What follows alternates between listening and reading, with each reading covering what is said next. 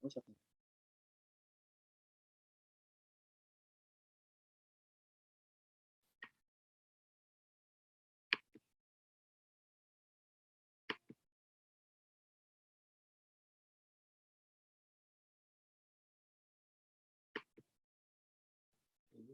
Is he? Okay. Excellent. Okay. Okay, let me change my location to somewhere that has more lights. Okay. Well, I don't see myself. Is your there? It's just that one.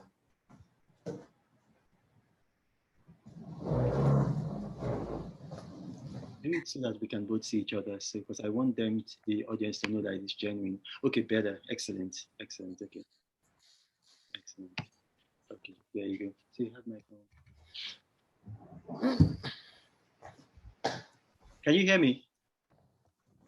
Yeah, I can hear you. Excellent. Excellent. Excellent. Okay. I'm trying to just put myself in a position where I can, Okay. I have as much light as possible. Excellent. Excellent. Okay. So, I'm we coming. start? No, just wait a second. 1 second.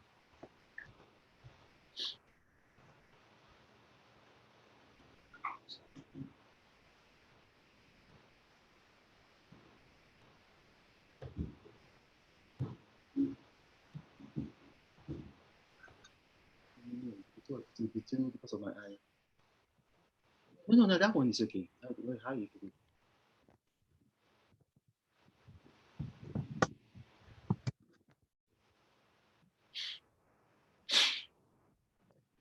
Okay. Can we start? Oh, yes, we can start. Yes. Okay, excellent. Um, okay, so we're having a debate on issues that arose up from my response to a certain young woman who had asked me about the connection of my grandfather's name to the Eagles. And uh, I believe that we have Mr. Uche Chuda, who is a former gubernatorial candidate for Abia State and a businessman of record. Uche, how are you? Yeah, how are you doing right now? Good. Very good. I'm very good.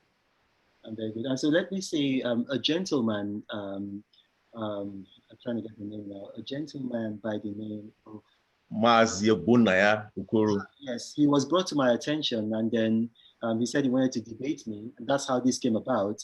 I sent him an email hours ago telling him that I was open to debating him. And surprisingly, I didn't hear from him. I mean, this was because you brought him, you told me about him, and he went public. He said he wanted to debate me. Well, I sent him an email hours ago. I sent you the email, didn't I? Yeah, I saw it. I saw it. So, I mean, for someone who says he was so eager to email me, I mean, I'm surprised. Sorry, to debate me, I'm surprised. But thankfully, Uche has taken up the challenge. So, yeah, so let's go ahead. Yeah, so first thing first, like I think all these stem from him making some relationships between names, ishekiri names and Igbo names. But I'm speaking from a layman's perspective because he claimed he's a linguistics expert. There have been so much, people have found so much relationships between languages, different people's languages. For example, between Igbo and Yoruba, there are many words which we share in common, which seem to have relationships. So I mean, the way you're going about is like you see it as a stigma of being attached to anything being Igbo. I mean, is there a stigma? I mean, is this something to be, oh my gosh, I'm cringing. I don't want to be associated with anything Igbo and I have to write all this and explain where so that's the impression I'm getting from the whole situation. I mean, correct me if I'm wrong, but there have been relationships, and the relationships between languages. For example, this lady on Twitter the other day, Sugar Betty, she gave some several relationships between Japanese and Igbo. And the reason why she did that was because she was trying to debunk some Igbos claiming that Igbo and Hebrew have a relationship. And said, if we're looking at relationships between languages, then the language of Igbo has even more relationship with Japanese than Hebrew, for example. So it just happens that it's just languages. I remember you particularly. You came to my church when I was in Abuja, and there was a very powerful sermon which you preached about. And you preached about the Tower of Babel, about the confusion that came about because of how we had different languages and what happened, the post effects in our world today of having different languages. But going back on that biblically, we can actually say languages all have a common source. That means we all spoke the same thing. So there's nothing wrong if we have some common words and things like that. So I want to just hear your own perspective about what you think about this. Generally, as a people, I think that because of their history, a lot of Igbo people are very sensitive, and there's more sensitivity with the Igbos than with other ethnicities in Nigeria. The people who are least sensitive and most objective in Nigeria happen to be the Yorubas, and there's also some degree with the Northerners. But with the Igbos, now I'm speaking generally, and because obviously there's going to be exception to the rule. Like there's a lot of sensitivity. So you asked a question: am I cringing to have any association with Igbos? Are you aware I had a child 5 months ago? Yes, I'm aware. Do you know the name of that child? Ebele. And is Ebele a Shakiri name? Oh no, it's not a Ishekiri name. Where is Ebele from? It's more or less an Igbo name. It's not more or less. It is an Igbo name, entirely an Igbo name. It's Ebele Chuku. Okay. So I mean, if I cringe and if I reject any association with Igbos, why would I give my own child an Igbo name? Have you seen how beautiful the child is? I've seen, but you also mentioned that she was named after Goodluck Jonathan. So maybe you're thinking about Jonathan and not necessarily President Jonathan. Please, I don't force me to divulge secrets that are not mine to divulge. But that name from President Jonathan is not an Ijaw name; it's an Igbo name. No, we know. So I named her after an Igbo name. The name means mercy. So how would I? So let me tell you how this issue came about. This issue came about because somebody had asked me the meaning of my name, Reno, and a lot of people always assume I'm Yoruba, and some people assume that maybe Reno is a Western name. So this guy said, "Oh, I mean, he follows me, he loves me so much, he values my wisdom. He called me Solomon, and he says he wants to know the meaning of my name because he wants to name his child Reno." Okay. So I told myself, well, Rena was given to me by my grandfather, and my grandfather happened to be an Olu of Warri, and he gave me that name, and I explained to him the meaning of the name, and then I said it was given to me by my grandfather, Ikembua the First, or Giame, who is Prince Moju. His name before his coronation was Prince Moju. So a certain young lady by name Noni had come and said, well, Ikembua, that's, that it sounds like an Igbo name. There's a close association between the Igbos and the Shekiris. So I tried to explain to her, and if you look at it, I wasn't rude. I mean, it's still up there, thank God, it's not taken away. I tried to draw her attention to history because, I mean, you do know I'm a historian. I read law up to master's level, but I've devoted my life to history. I've written several books, on history. I've traveled in 2019. I went to 39 different countries. I went for research. Last year, I went to 18 countries for research. This year, I mean, the reason why I didn't do, I planned to do 40 last year, but because of coronavirus, and it's the same thing that limited me. You understand? So that's the thing. Now, do you have specific questions concerning the issues that I raised, or you said you were going to ask some of the questions that Mazi Ubunaya wanted to ask? Yes. I'm going to ask a question. So, first of all, do you agree with his assertion about when the Portuguese came to Nigeria? Sorry, do I agree? What was that? What was he stated that the first Portuguese that came in the 15th century. He's right. The first Portuguese that came, there might have been Portuguese that came before that, but in recorded history, the first Portuguese that came, they came in the 15th century. And I don't know if you saw the documentary evidence I gave. I gave documentary evidence. I did a YouTube video, and I mean, without my permission, Nigerian papers, Vanguard, Punch, and different papers, they carried it out. So I did give Stephen, can I have a survey, please? Kleenex. Yeah, so I did give documentary evidence. He's correct. If Mazi Ubunaya said so, he's correct. Okay, so and so his argument was based on this, that the first Portuguese that came here in the 15th century, and they initially did not come for slave trade. That was not their business. I mean, historically, we know the people who started the slave trade were not necessarily the Portuguese. The Brits started the that's false. That is false. I mean, that's false. And Uche, you are too intelligent to just speak like that. That's what, I mean, this is history that it's available. You can research it. It's available. I'm sure you've heard of a man called Samuel Ajayi Crowther. Yes. Samuel Ajayi Crowther was bought by the Portuguese. And then the British, because they had a blockade, they waylaid the ship that bought him around. There's no argument that the Portuguese were dealing in slave trade. We're not saying that they were not the person. They didn't start slave trade. I'm answering the question. The Portuguese were involved in slave trade long before the British. As a matter of fact, the Portuguese had been involved. So you have to say, okay, if you look at the Americas, like the earliest slaves, a lot of them went to Brazil. Brazil was a Portuguese colony. Brazil is the largest Portuguese-speaking country in the whole world. After Nigeria, Brazil has the largest population of Yoruba people.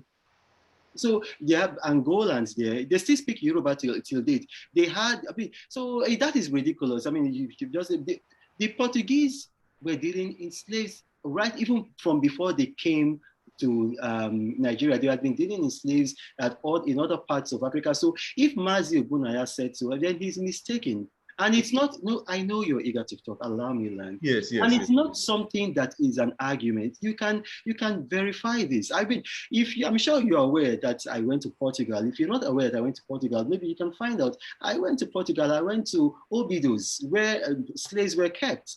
I went to Batagras Castle. I went there. I mean, so I'm not just talking about things that maybe I spent money researching these things. So the Portuguese were one of the first people to be, as Europeans, to be involved in slaving. The British were late entrants into the slave trade, and then even at that, there was a lot of resistance, and so that's why there was a push in Britain to abolish the slave trade.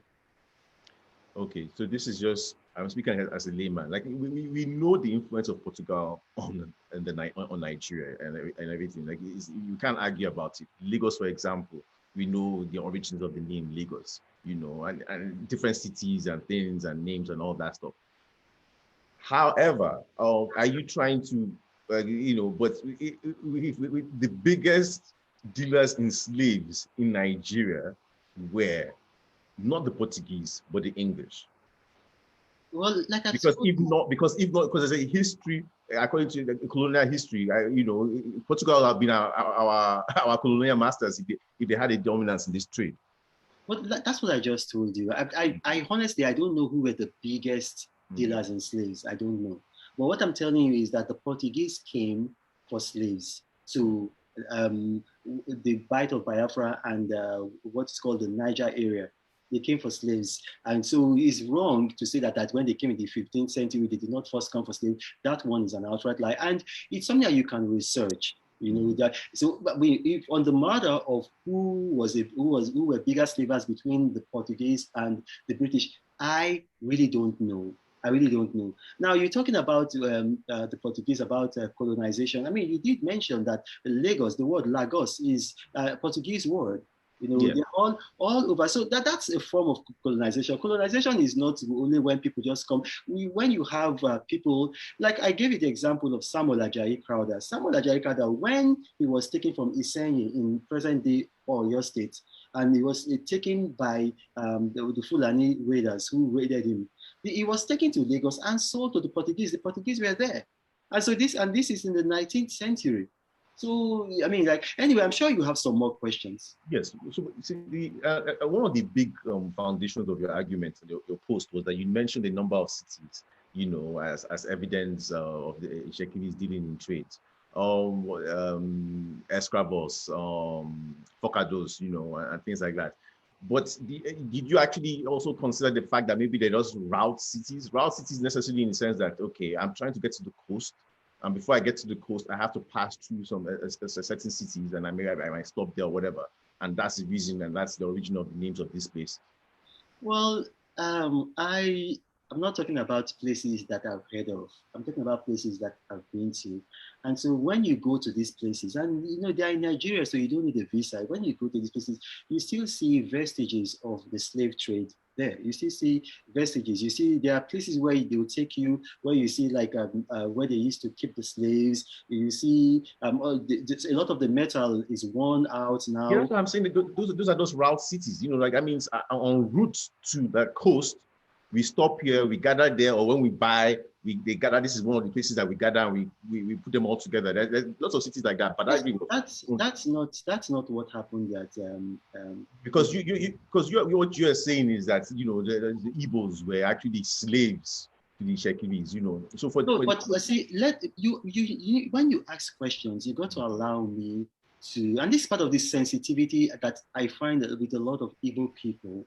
Like it's not about sensitivity. You have to be able to make your points clearly without prejudice and everything. Like for example, you can't just wake up one morning, write a statement, oh, Igbos were slaves to the Shekiris, and everybody will allow you to like go scot-free. It's not going to be possible. You can't do that in the 21st century.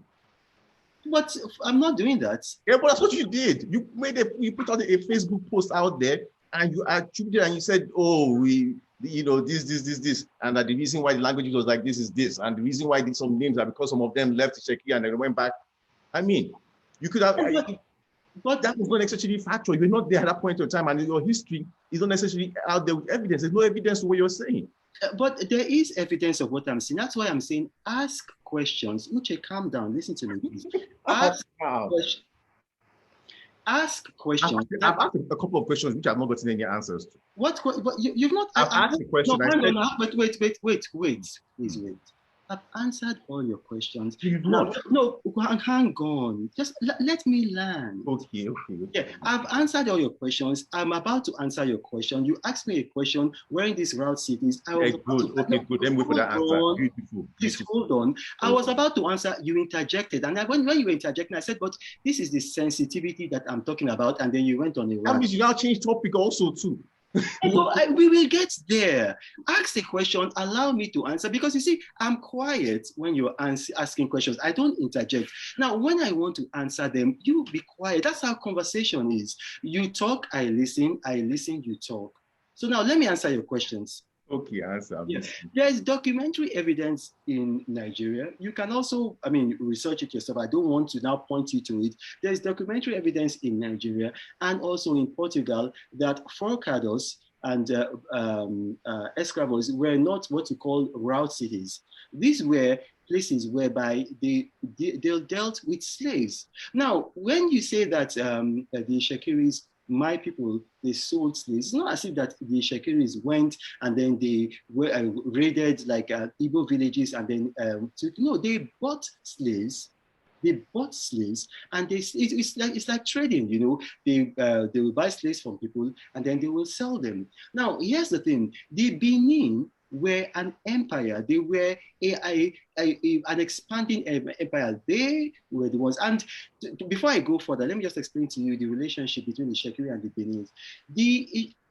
About 650 years ago or thereabout, there was some challenges in Benin. We don't really know what happened. We don't have the accurate history. But a prince of Benin called Ginuwa, that's Ginuwa,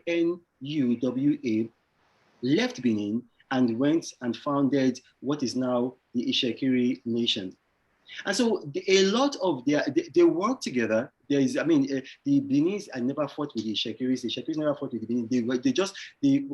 It's almost like we are one people. So even when the name that we call our king, Ogiame, it's a hyphenated Benin word, Ogie, meaning Lord, and Ame. So Ogie, Ame, Ogiame, meaning Lord of the Sea. And so we are, like a riverine people in a riverine area. So that's what it is, Lord of the Sea. So we had like a lot of we like call them boats, whereby we could go to different places and then get goods. We get palm oil. We bought slaves. Now, this is not history that that is necessarily pleasant.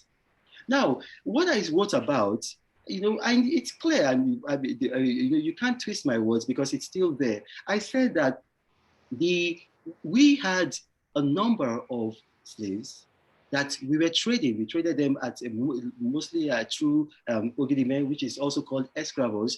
Some were traded in forcados. These were not route cities. And there's documentary evidence for that. And I encourage people, I said they should try to watch the long video done by Sir David Attenborough.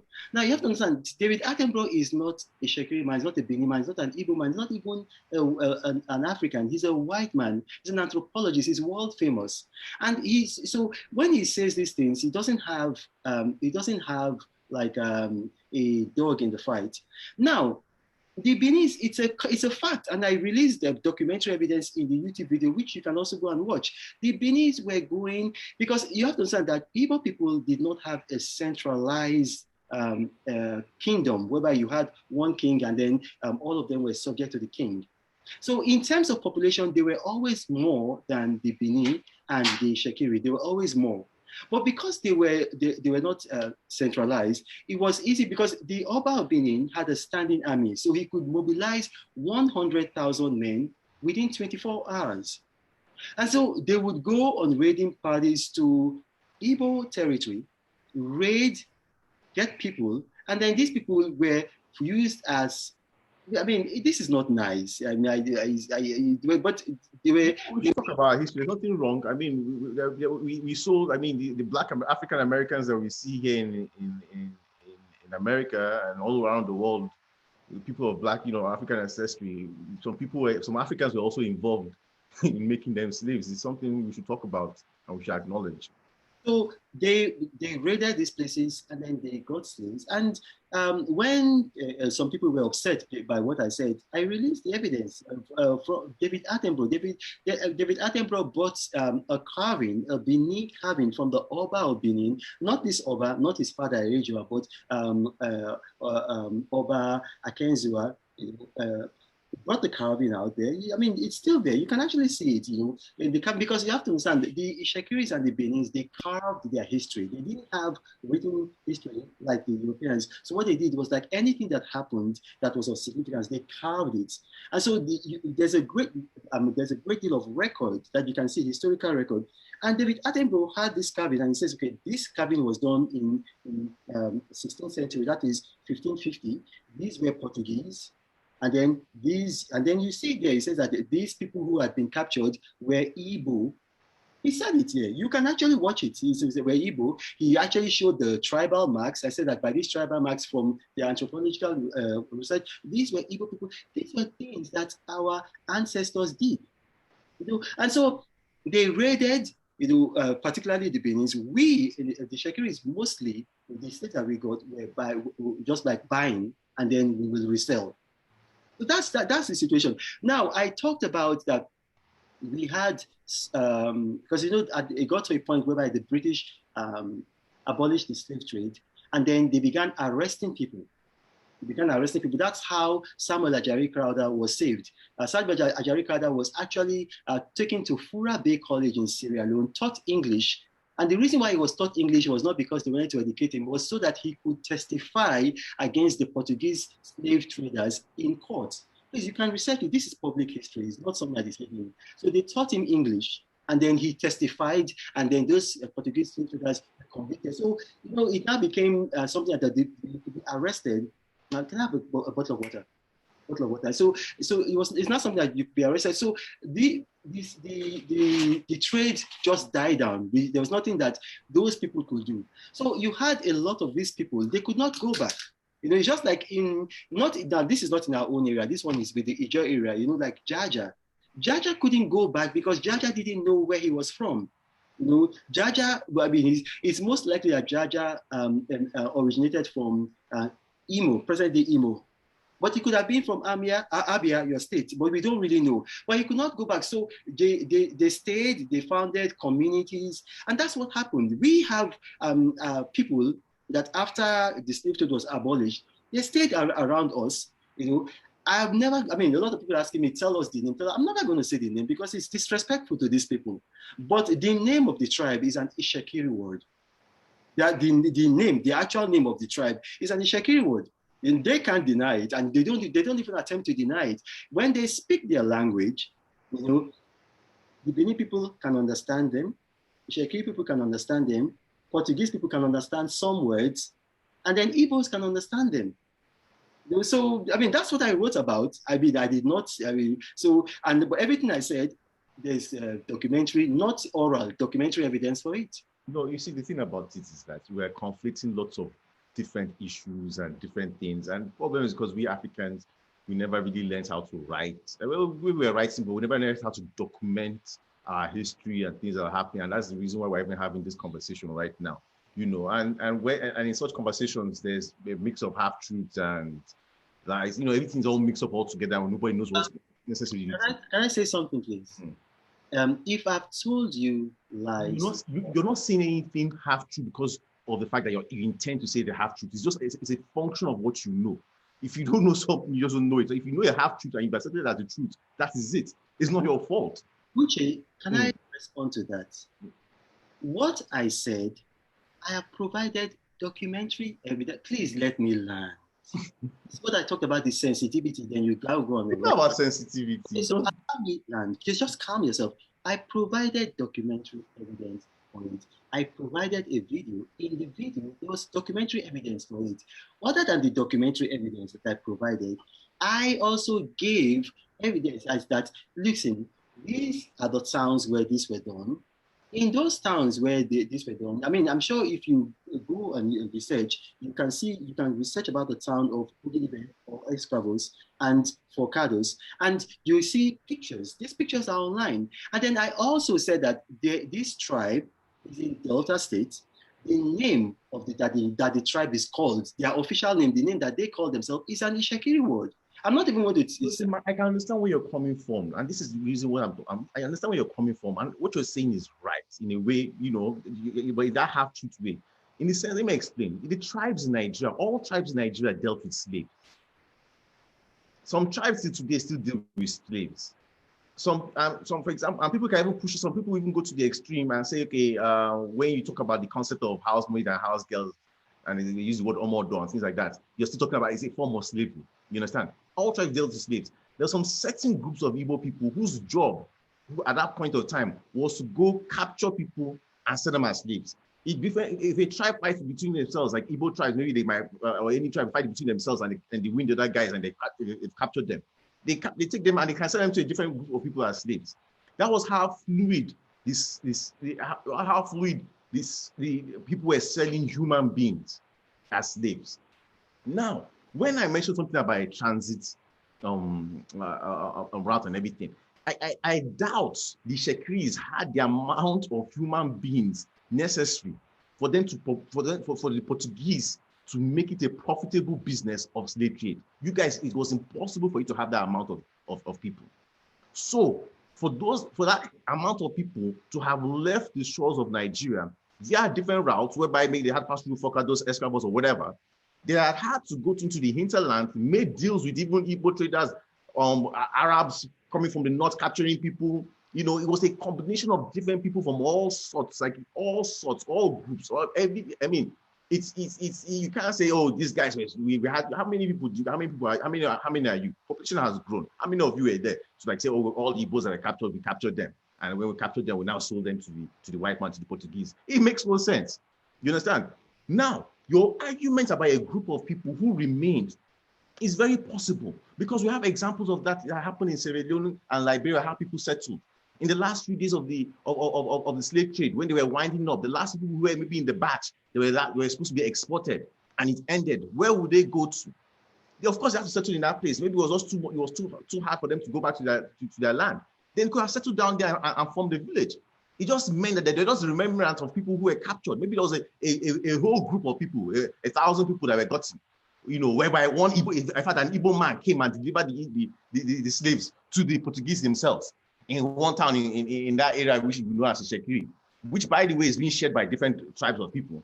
Not just the Ishekiris have that land, which they have. We know the Urhobos, Ishekiris, and the Jaws all have, all claim the same area of land. But that's an argument for a different point, a different day, And that's what happened.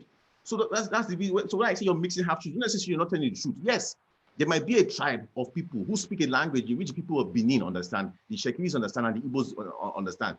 But the reason why they were there It's not necessarily for the reason which you're pushing forward. Yes, they might have been slaves, but you don't know how those slaves came about. We cannot say that, oh, the reason why those group of people came was because Ishekiri used to go and buy them from Benin people, and that's why those people are here. No, they could have been actually even been brought by Igbo people down there. They could have been brought by Arabs who came from the hinterlands there.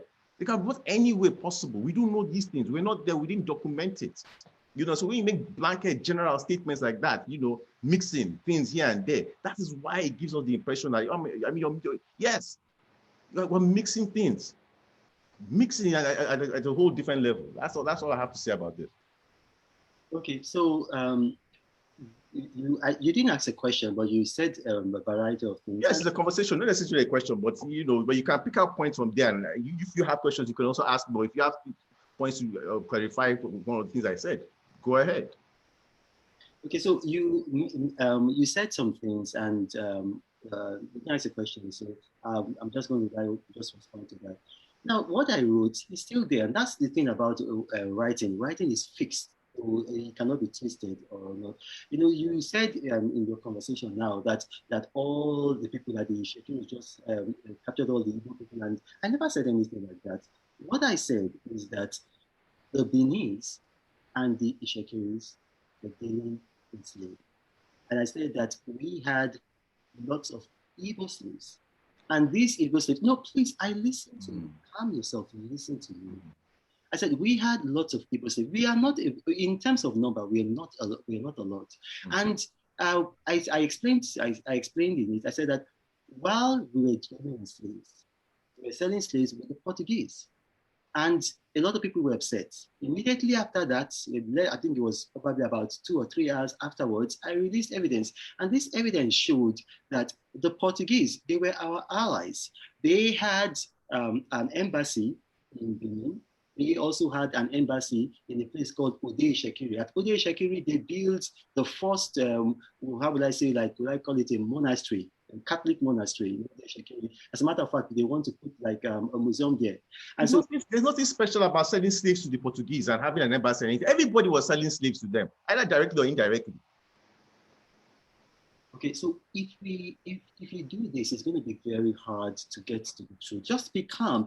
If you want to talk, I'll quiet. I understand, though, but I'm just trying to, as I said, I'm presenting a point of view, and I'm sure it won't look good if I don't necessarily point out some things, to you as you're speaking. So like, okay, why didn't you say that? Why didn't you tell him that? So that's the only reason. I'm not necessarily arguing with you. I'm calm. Chimamanda has taught us to be calm when we're delivering our message, so. I've taken that lesson and I'm calm. Are you done? Yeah, I'm done. So we had Portuguese allies. I mean, if anybody, or if you are saying that you also had Portuguese allies, that's a lie, and there's historical evidence to point it out. We had, and like I said, I encourage you, if you haven't watched the video, go and watch the video. Go and watch David Attenborough. The Benin Empire actually had Portuguese men serving in the Benin army. In Benin, there's a street called Akpakpava.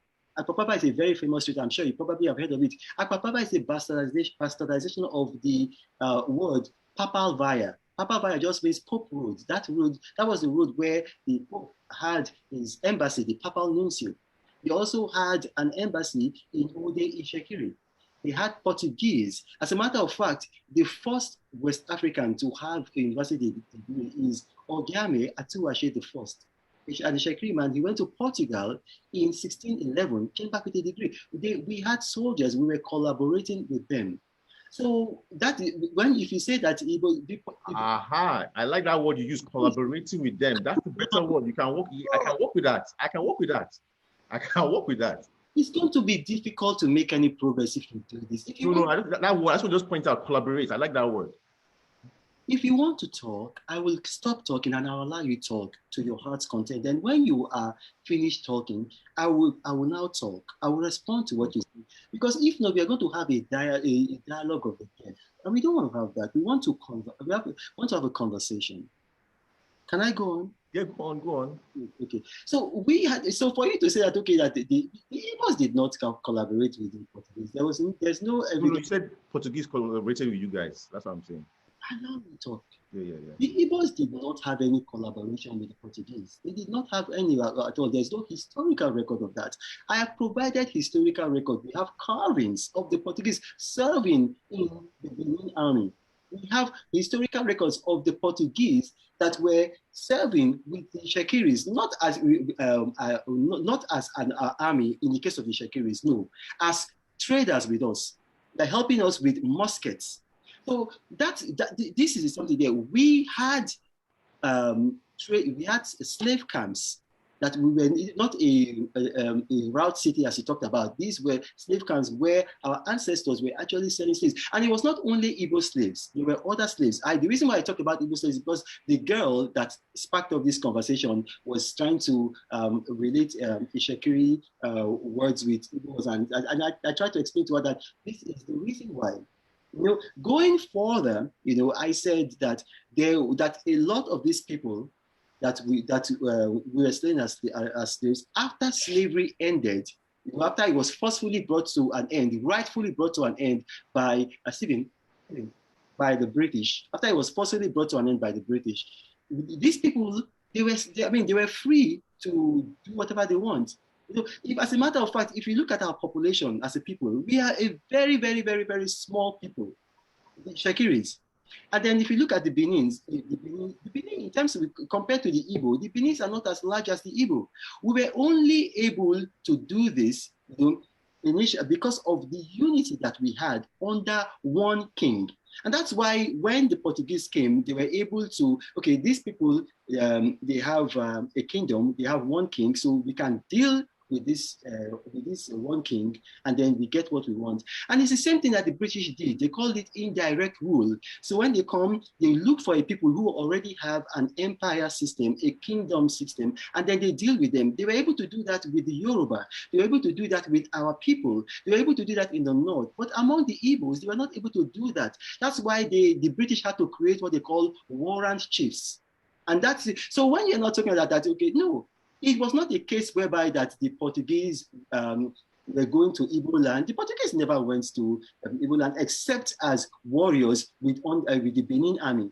So like I gave an example later on, because people they were upset naturally, and then they said no, that this couldn't be. I gave an example. I said, look, even if you're talking about a place like Onitsha, like the Onitsha people, if you go there and ask them about their history, they will tell you about their history, that these people they have consanguinity to Benin. If you look at their titles in Onitsha, it's not always a pleasant thing. But if you go there in Onitsha, ask about the history of Onitsha. How did Onitsha come to be as a place?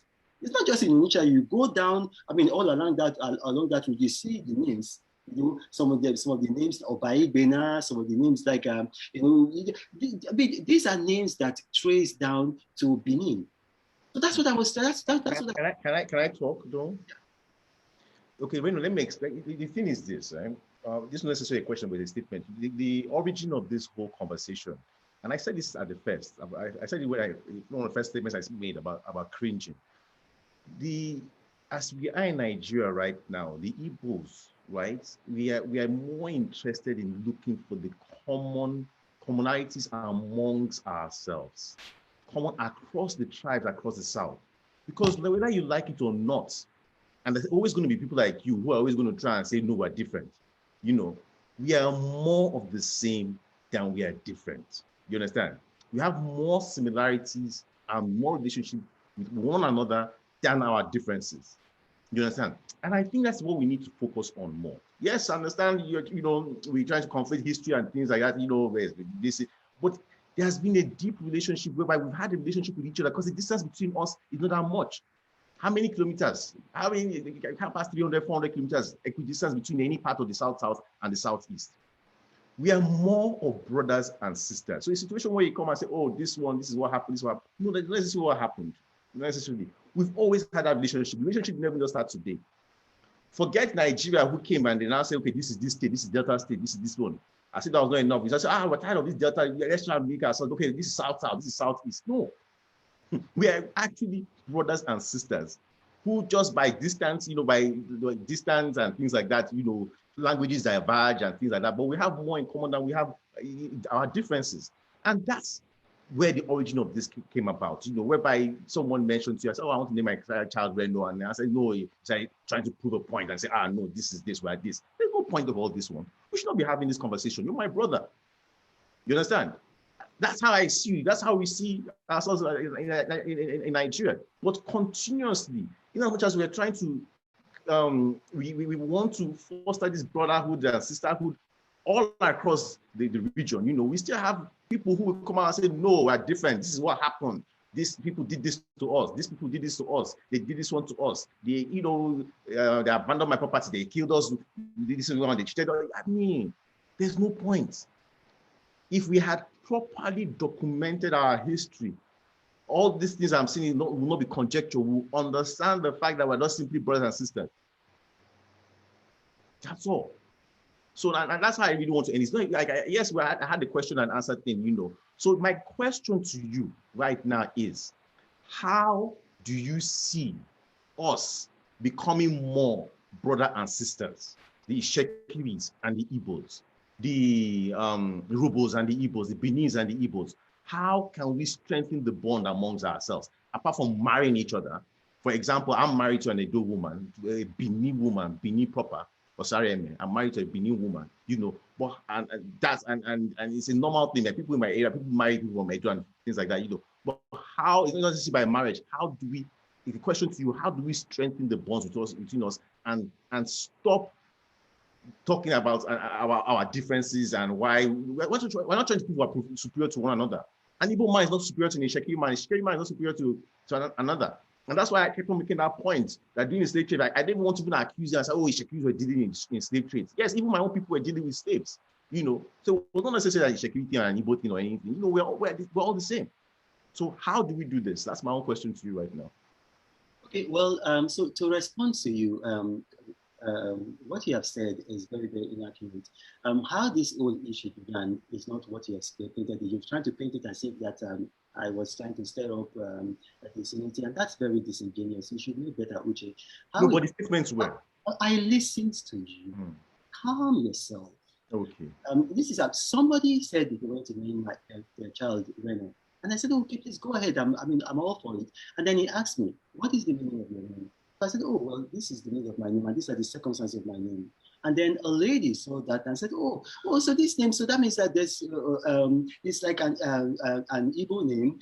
So that means that our cultures, maybe like we are culturally related people. I said, oh, this is how the names came about. I said, in the past, we used to have a lot of Igbos that unfortunately our people were dealing in slavery. That's why I said history. I did not now say, I never said that Ishekiris were superior to Igbos. You said that. I never said that Benis were superior to Igbos. You said that. I just gave a history. I said that this is the reason why that we're having Benis. And like I told you at the beginning of this conversation, Yoruba people, generally, they understand that history is not always pleasant. So they are more objective. Now, as a people, the Igbos tend to be more sensitive, although there are exceptions to the rule. So when you now talk about these things, so you are trying to say I'm superior to you. That's not what people are trying to say. I just gave history. And so history is what it is. Now, in doing that, if you do not learn from your history, you are bound to repeat it. And that's why it is good for you to just say that, oh, let us forget about this. Let us talk about how we are brothers and sisters. Then what's going to happen is that we're going to have a process of repeating history. And then we're going to keep on saying that history is repeating itself. I'll give you a very good example. The only reason why the Beninese were able to raid Igbo villages and get Igbos as prisoners, as slaves, and sell them is because, unlike the Beninese, the Igbos never had an empire under one king that they submitted to unquestioned, without question. So that unity issue is something that has set back the Igbos in pre-colonial days. Now, today, the Igbos want the presidency, and I support it. The way you're talking about it, I say, go back and read all the things I've written about Igbos. I mean, it is so sad that someone like you at your level will see that. But anyway, I'm not so surprised. But I mean, I've advocated for that. I've fought for that. I've been insulted by Northerners for that. For Igbo people, I'm not even Igbo. Now, on July 5, on the 5th of July, July 5, 2021, Southern governors held a meeting in Lagos to press that the presidency of Nigeria in 2023 will come to the South. Now, all the Southwestern governors were there. All the entire Southwestern governors were there. 3 of the South governors were there. Only 1 Southeastern governor was there.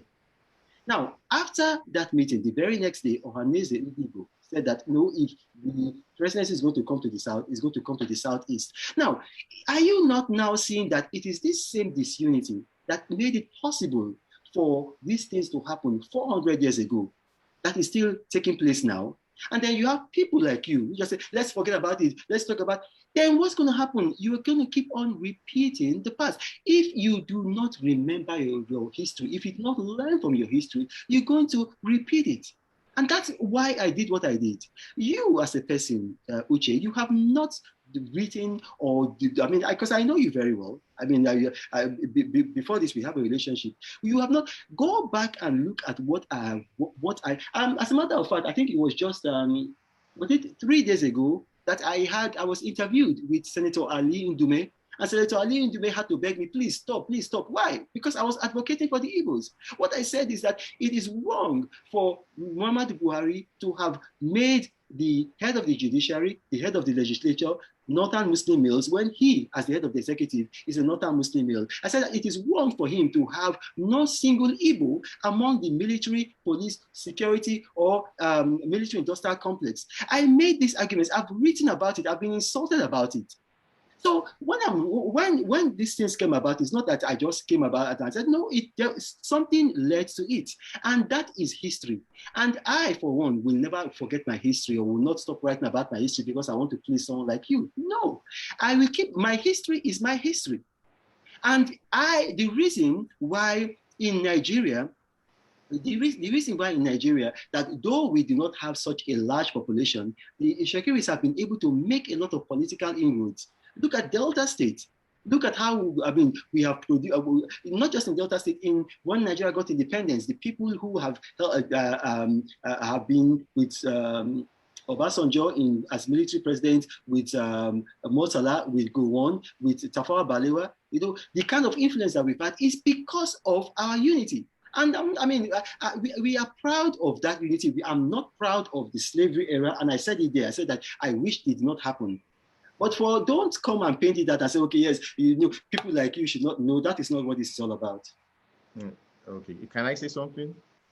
First of all, the way you've been throwing around the word history from this beginning, one would think that we have a document, a big history book, and we're reading from that one, and it's almost like the Bible, and it's verifiable and blah, blah, blah. We don't have that. So everything is debatable history, So history is not sacrosanct in this case because we did not have, as I kept on mentioning, we did not record our history properly. When a society that records things properly, even still today, we don't record things properly. So let's just put that by the side. Now, the second thing is for you to assume that all Igbos want president, and it's a fallacy, it's a political fallacy, and it's a political conjecture which you're pushing around.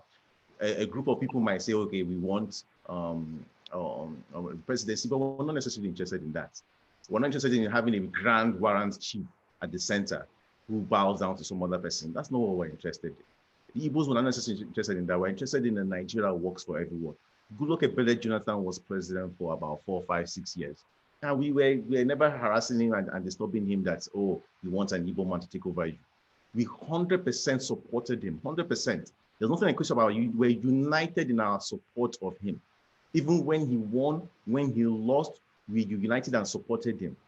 Even when he left, we have even paid allegiance to his party in which he was in PDP, and we supported the party because we understand where he came from. We understand how he opened up the doors of commerce, the economy to us. He made a chief of army staff, Jeruka, he was chief of army staff. We saw things he did for Nigeria and everything. We are all about a Nigeria that works for everyone.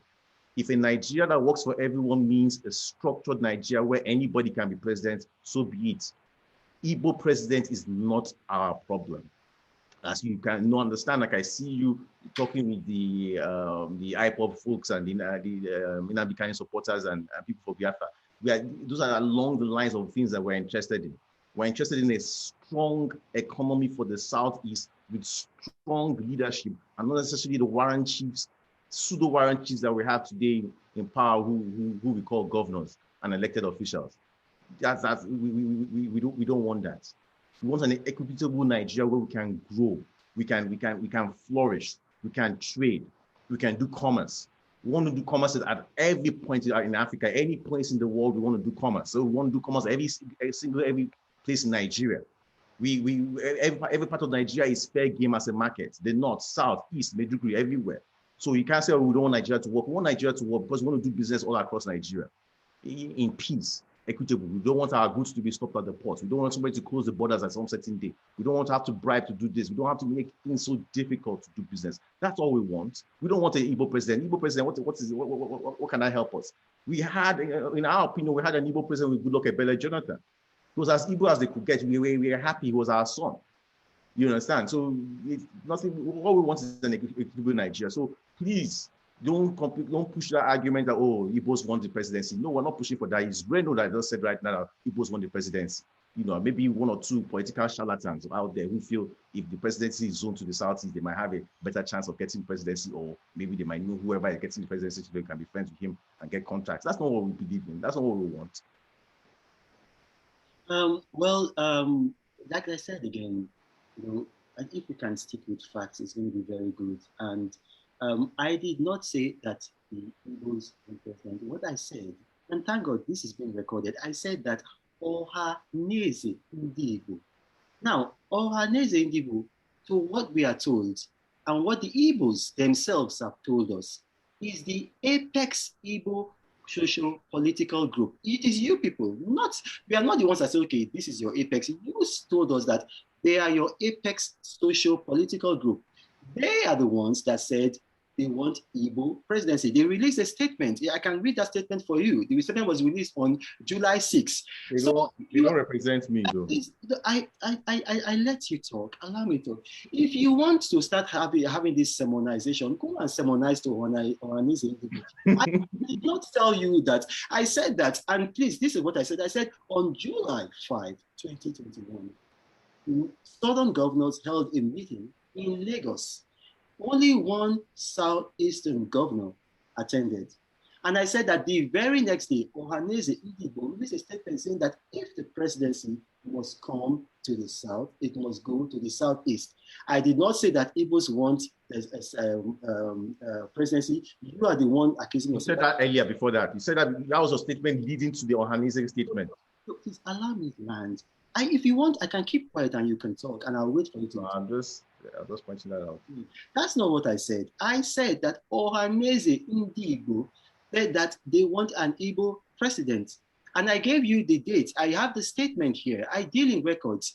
That is number one. It wasn't me. So if what you see, and this is what I'm talking about now. Ohaneze is the apex Igbo socio-political organization. The apex, that's what you people told us. They have said which people?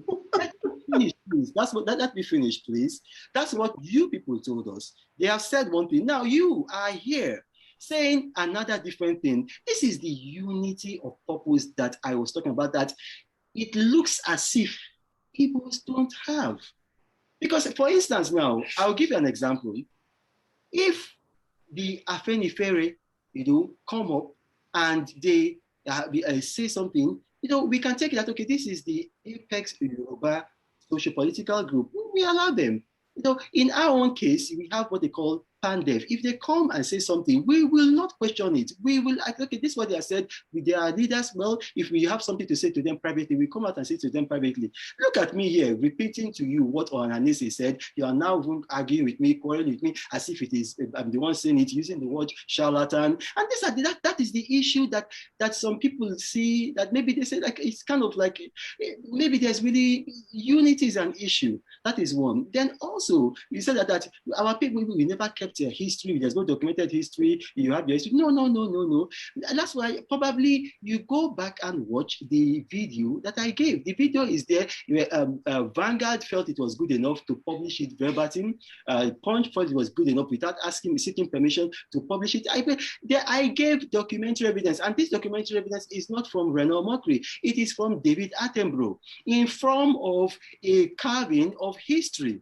And then he put it there, he detailed the carving. Look at Egypt. Egypt, they had their own carvings of hieroglyphics. You are able to decipher history. I gave documentary evidence. And then I also gave further evidence. I named the towns where these were happening. The only thing I refused to do is that I refused to name the name of this tribe, but I said that they are in Delta State. I don't want to offend them by mentioning their names. And then also, I gave dates, and if you go and watch the video, I put dates. Because these things were documented by both the Portuguese and the British. And so we have copies. In Ode Ishekiri, we have copies. So maybe you people did not keep a history. Speak for yourself. We kept a historical record. Thank you very much. Okay.